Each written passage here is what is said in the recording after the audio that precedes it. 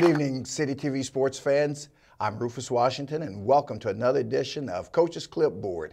It's my pleasure tonight to have the boys varsity head coach at Hawthorne High School, Coach David Jello Gray. Coach Gray, as you know, is in his second season with the Hawthorne Cougars, and he's got the Cougars prowling, that's for sure. But I think what we'll have an opportunity to do tonight for the first time is to really meet Coach Gray and get to know a little bit about him, and then we'll talk some basketball, and we'll talk Hawthorne Cougar basketball in particular and what you can expect during this upcoming season. So let's go ahead and get started. Coach, I'm going to ask you the obvious question first of all, the very obvious one that every fan wants to know. Go for it. Your name goes David Jello Gray. Can you tell us where the Jello came from? Yeah. That name was given to me back in 8th grade. I went to Carver Junior High School in L.A., and through the course of playing, I used to always stutter step. And Coach said, man, you try to shake that guy like Jello. And I kept the stutter stepping. It was always my move. And he said, I'm going to call you Jello. And it just picked up and it stuck. And when I got to high school, everybody said, oh, this guy named Jello coming in. Nobody, for a long time, nobody ever knew my name. They just knew, right. Yeah, teachers didn't even know they said Jello. They say Jello, and it stuck. And you mentioned going to high school, and of course, those true LA sports fans know that you had a prolific career at Crenshaw High School. Played for legendary Coach Willie West, I should say. Tell us a little bit about that, because that obviously, and we'll talk about how that perhaps has influenced your career as a coach. Well, as coming up through that range, we was a very, very high-level basketball area over there at that time. So my first year there, played junior varsity. Second year I played junior varsity. I was like the leading scorer on JV. I had asked Coach West about, hey, you think I can play varsity this year? He's like, well, you can play, but I think you should stay down with Coach Willie, with Joe Weekly and help him out. I thought about it. I said, okay, so I stayed down. So I ended up playing 2 years of junior varsity and played 1 year varsity, where I think it was a good move because they were loaded. Okay. And who were some of the guys in the program when you were there? I graduated with Big John Williams. We had Brent Hansen. John Hot Plate Williams? Yeah, John Hot Plate. Yeah. He wasn't Hot Plate back then. Right. Okay. And David Carter, who's the head coach at Nevada University. And who else was there? Stevie Thompson played with us that year. Okay. And that was a couple of guys. Okay, so you took obviously that experience from being around a program like that, and what, you know, did you know at that time that coaching was in your future? Or let's talk a little bit how your coaching evolved. Well, I really had no intention on coaching. I had no intention. I stumbled on coaching because there was some kids in my neighborhood came and they knew I played. I played in the park leagues and the adult leagues, and I think I ran into one of their parents, and they was telling me that they needed a coach at the what was this guy? The Wildcats. Okay. LA City Wildcats had a program, and these guys, they could never keep a coach because it was always a parent's boyfriend or dad. So they said, we need you to coach. I said, man, I'm not dealing with you guys. They said, come on, man, we need a coach and a coach. I said, I'll come and check you guys out. So I went and watched them play. And when the kids saw me, they all ran to their parents like, hey, Mom, he's gonna coach us. He's gonna be our coach. Then I knew the guy who ran the program, which was Derek Cooper. So he asked me, hey, is you gonna coach? I said, no. He said, I need to coach. Jello, please help me out. I said, okay. So I took on the coaching. A week later, I found myself in Vegas coaching a travel team. So that's how I started. I stayed there in Vegas for a week, coached a travel team. Then I got back, and he asked me to stay aboard. So I stayed on and messed around for a little while. Then I kind of evolved and got my own little club team because I had kids who couldn't afford to pay the prices that they wanted them to pay for the Travels Club. So I just found friends of mine in the area, donated some money, got us some uniforms, and we just piled up in a couple of hotels and played up in Palm Springs, did well. I didn't have a big draw base because I was just a new guy trying to get kids the opportunity to play. Okay, and then the transition to high school came about how? Well, that came because my daughter began playing, and she went to Westchester. I ended up over there with the current now trainer for the LA Sparks, Courtney Watson, was the coach at the freshman team. And as I was on campus taking my daughter to practice, Courtney had a problem making it to practice on time, so I asked her, I said, you need any help? She said, sure. So I started helping her, and then she took on too much because she was really into the boys. So a couple of times they went out of town, so I took over, and then she just said, go ahead, why don't you keep coaching? And I ended up migrating over with Coach Moose. That's where I met Coach Moose at the JV level. He had the JV girls. Okay. His daughter played there. So we ended up coaching that team. Then my daughter moved up from freshman to JV. We started coaching there, and that's how my coaching started from there. All right. Well, and that'll be an interesting discussion in just a moment in terms of, I mean, obviously, the difference between coaching girls and boys, if there is, and perhaps basketball is basketball. But as you started to evolve, and I certainly understand the volunteer aspect, and we all know how important that is. So you're kind of having to figure out this thing a little bit. What did you draw upon to start to develop your coaching philosophy and your approach as a coach to basketball? Well, as I went on, I was always I did assistant coaching for 10 years at Inglewood with Tony Scott at the girls program. Okay. So after I kind of learned a lot from him. I studied and just listened to him and watched how he handled everything. I kind of was never a forward assistant coach. I kind of stayed in my place and just went on and worked with the development aspect of the kids. So as I got going on, then I moved around, and everything I was just trying to give back what I knew, what I was taught. Hard work, dedication, and commitment. Those are the things that I was trying to instill into the girls as we were going. So now, by me being where I'm at today, I still preach the same philosophy. Okay, and as I mentioned, we talk about it. Is there a difference, or what differences would you say that exist between coaching young ladies and coaching young men?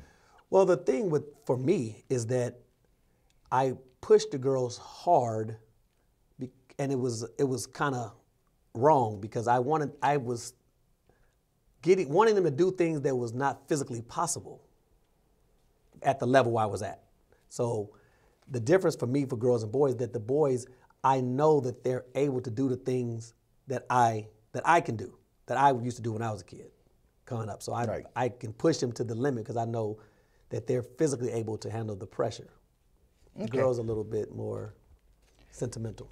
Right, and let me try this idea. You know, when I coach a little youth basketball and was coaching us, and in fact, I used to insist that my young boys, and that's what they were, 8, 9, 10, 11 years old, actually watch. If you're going to watch basketball at this point in your life, watch the women's game because they play below the rim, which is where you're playing at. Exactly. Yeah. You're watching sometimes college boys at the NBA, and you're seeing guys play above the rim, and you guys are 4 feet tall. That's not your game. If you watch their game, you're going to pick up some things actually along the way that will help you as you progress up to and above the rim game. Yeah, that sounds good. That sounds about right.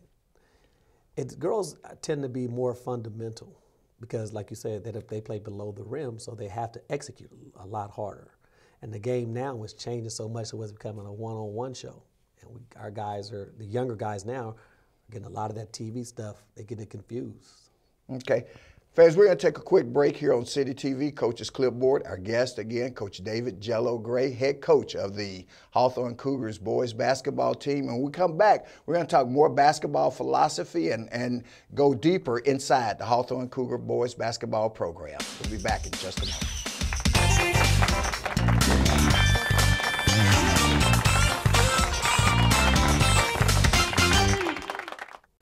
Hi, I'm Donnell Beverly from the University of Connecticut, home of the 2011 National Championship UConn Huskies basketball team, and you're losing your Olympians. Beverly around the back, follow-away jumper, good, beautiful shot. It wasn't too long ago that I was playing basketball right here. I just want to thank him for having me here. I'm honored to play here. And the Huskies are the top dog in 2011. Winning the NCAA championship has always been a goal of mine, but so is getting a great education that will last me a lifetime. You can achieve your goals too. All you have to do is work hard and dream hard, and you can do anything you put your mind to.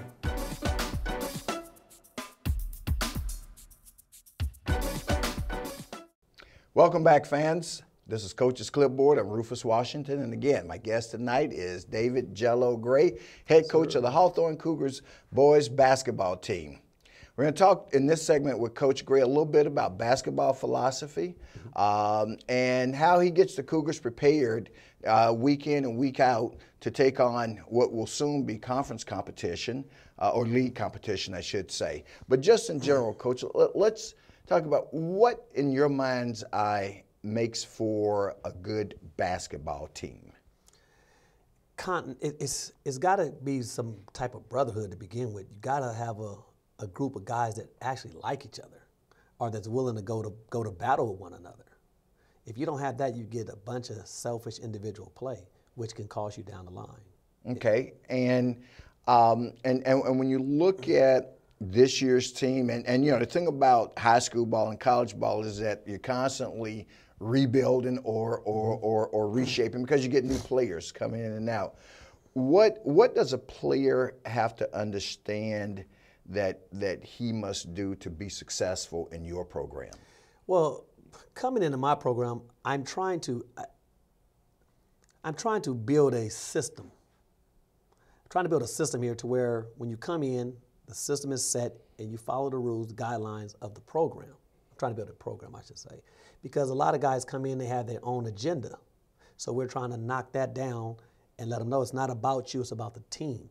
It's a privilege to play for Hawthorne basketball. It's not, you're not honored or guaranteed nothing. It's a privilege. You have to wear that with pride. I'm trying to instill pride into these players to play for the school, not for yourself.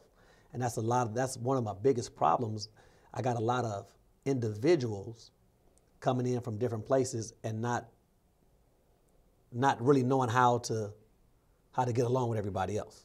Sure, and I would guess that some of that, you know, I mean, again, as we mentioned, with this only being your second year, players not really knowing you per se and what your style is. Obviously, over the last 2 years, some of the young men who are in the program have obviously learned that and have embraced it, right, and continue to be a part of it. My guess is that as there are young people out there today looking at, I mean, there may be kids who are on the freshman team or the JV team. They're getting a chance to see what it's like to be a varsity player at Hawthorne. Yeah, they're anxious. A lot of them are ready to move up. But a lot of them didn't understand that they were not ready to play at that level yet until they saw how we run things and how things are structured. They really started to realize, wow, I wasn't ready, Coach, because I had a lot of questions about why didn't I make varsity? Why didn't I make varsity? We sat the guys down, let them know, hey, you're not ready. This is a fast pace and a very, very physical game. They on the JV, fresh soft level. They just didn't understand until they saw the things that we do, the stuff that we demand out of our players. I'm trying to really demand a lot out of these kids right now. Okay. Now, I'm going to ask you a fun old school question because I haven't asked anybody this before. But do they still post, you have tryouts and you post on the board? Back when I was in school, and you come back to see if your name was up there. I did that my first year. I did. My first year I did that. I posted names on the gym door. Okay. And a couple guys came and said, I didn't see my name on this. I said, do you think you're good enough to be on varsity? He said, yeah. This guy said, his name is Isaiah Davis. He said, yeah. I think I can beat. He named a couple of people on the team. Right. But that was a good guy. This year, he made the team. I kept him aboard. He's a great kid. and excuse me for that, but as I say, really, I mean, that took me way back, farther back than you want to remember. But, okay, so we're talking about that, and as you guys prepare, obviously practice and you go through things. What's a practice like? And then when you go into game planning, particularly for some of the opponents that you will know, what's your approach to game planning? Well, I'm from the old school, that Willie West, Joe Weekly era. We didn't do it, well, as a player, we didn't do a lot of film watching. We didn't do game planning. It was whatever coach them did, we came in and played. And that's kind of my philosophy. I don't really try to focus on the other team. I want to do what I do. I want my team to do what we do, play our game, and let everybody adjust to us. And I'm pretty much the kind of guy that can adjust on the fly. Okay, and what is a Hawthorne Cougar game right now? Right now, we're trying to get back into the fast pace, press, and run. But my guys are not in shape. So I'm still pushing to get them in shape. If we get in shape, I think we'll be okay. All right, so you're running on offense and pressing on defense, if that's what I'm hearing from you. That's what I want to do. Okay, and is that coast to coast, or is that in the half court? I want to go coast to coast. Okay. But that's why I try to carry. I got 15 on my roster, and I try to use them as accordingly to where we can fit in at. But sometimes it doesn't pan out that way, so we have to pull back a little bit and set up and get some air, and then we go back and pressing. All right. So let's then. I mean, you hit on a very key point about being in shape to play the kind of ball you want to play, and again, as I mentioned, for not just the young men on this team, but young men who are looking to be a part of the program that you're building at Hawthorne. What are the kinds of things they should be doing to get in shape and stay in shape? The number one thing that I say is I have my guys jump rope 500 times a day. That's the first thing we do in practice, 500 jumps. Then we run 8 minutes. Then we do our pushing conditioning, and then we go into our sets. So I think to get a guy ready, he got to get himself, he got to want to be ready. You have to want to be ready first. And you got to just get yourself in shape, and it got a lot to do with your diet. We have a lot of, in our community, in our area, a lot of kids eat bad, and it shows, and they want to eat bad on game day, and there's so many guys I have stomach ache, can't go because they ate the wrong thing. So I think diet is a very, very important part. Okay, so if you're a young future Cougar out there, you've heard the head coach himself tell you a couple of things you need to be doing. Eat right, work out, exercise, don't couch surf, get out there, be active. Jump that rope. Get away from your Xbox for a couple of hours. Yeah, jump that rope. I jump that rope, man. That rope helps a lot. Okay, and so we go from the team concept into individual players and what makes for a good basketball player. In your mind's eye, what if you were building the perfect basketball player, if you will, what would it look like? What would he or she look like? That's a good one. I would start off with either a player that's coachable. Man. I just love coachable kids. I believe if I have coachable kids, I can teach you to be a better ball player. And that player would have to be someone that's gonna listen and willing to work hard after practice and before practice. I don't like the game day guys. I like the guys that are gonna push every day before the game, before practice. Those guys are the guys that would be able to be better basketball players. So a guy who goes, it's just practice, man. Man, you're talking about practice. Nah, that guy. He's not going to have much success at Hawthorne, I'm gathering. Not at all, not at all. I love guys that work hard, because if I got a guy that's going to work hard, that's going to go to the wall, going to run through a wall for me, I'm going to ride that guy. Great. I'm going to ride that Hold guy. that thought right there, fans. Want you to stay right where you are, because we've got more coming with Coach David Jello Gray of the Hawthorne Cougars right after this break.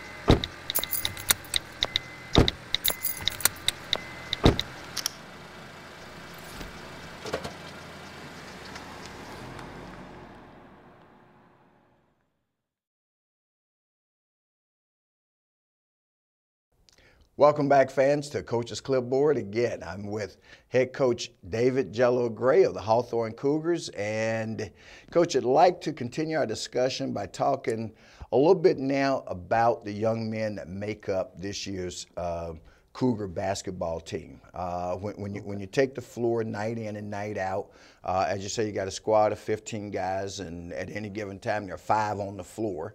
But who are some of the key guys that will contribute to the success of the Cougars this year? This year, I ride a lot on my point guard, Michael Blackwell, and Christian Brown. those are the guys that's kind of been leading the way so far. Then we got a returning guy, which is Markel Gray, probably one of the most explosive guys around in this area. But it's just a matter of trying to get him in the right mindset to play the type of ball we want to play. His mindset is that TV one-on-one type kid, yeah. And I got another guy, Kason Curry, the brother of Casey Jones, which is a Hawthorne alumni. But Kason he's a more solid guy. He bangs the boards and he give me everything he got. Who else I got good on there? That's when you need a basket, who do you go to? I used to go to Christian Brown. Okay, and when you need a stop on the defensive end, I usually go with I got a guard off that comes off the bench that's really probably the fastest guy on the team, Jello Enriquez. Okay. Pretty good defensive type. Him and Blackwood's probably the best defenders on the team. All right. And in practice, who's the guy that pushes those other guys? You may not see a lot of time, but he's always in there scraping and pushing, and he's kind of the opposition's best player. That's really Davion Lee. He gives it to him in practice day in and day out. He gives it to him, man. He bullies and attacks him and jaw-jacking, and my practices are very intense. They're very intense. You get a lot of body slamming, guys going at each other, trying to stop each other's, that's the whole thing is you're not going to score. Now I got to get them to bring that to the game. Right. And there's some who believe in, and I know we've already talked a little bit about practices and philosophy, who believe that your practices should be harder than the game is, and the game almost is easy in comparison. If your practices are as intense as you describe them. Right. It should be, but for some reason, I don't know if it's when the lights come on, everybody just shrinks a little bit. Because if I can have the same fire that I have in practice, a lot of the games that I'm losing, it wouldn't be close. Okay. Well, one of the things that will make a difference. I mean, it makes a difference in any program anywhere, from the pros to down to neighborhood ball, and that is if playing on your home court. As we know, the way a season is constructed, you've played a number of games on neutral sites, and and will soon be starting to play on your home court in front of your Hawthorne Cougar fans and the kids they go to school with. Do you expect that will make a bit of a difference for some of the players? Well, I hope so. But that was my first home game this year. Okay. And I got Friday, and then we have 5 more after that. So I hope, coming in the league, things don't change because I'm going against the big dogs who are top notch around, probably ranked around here. Well, let's talk about league play for a second. You guys are in the Ocean League with Lawndale, Santa Monica, Culver City, El Segundo. And those Beverly teams Hills. and Beverly Hills. Where do you see you guys fleshing out in the mix with that group?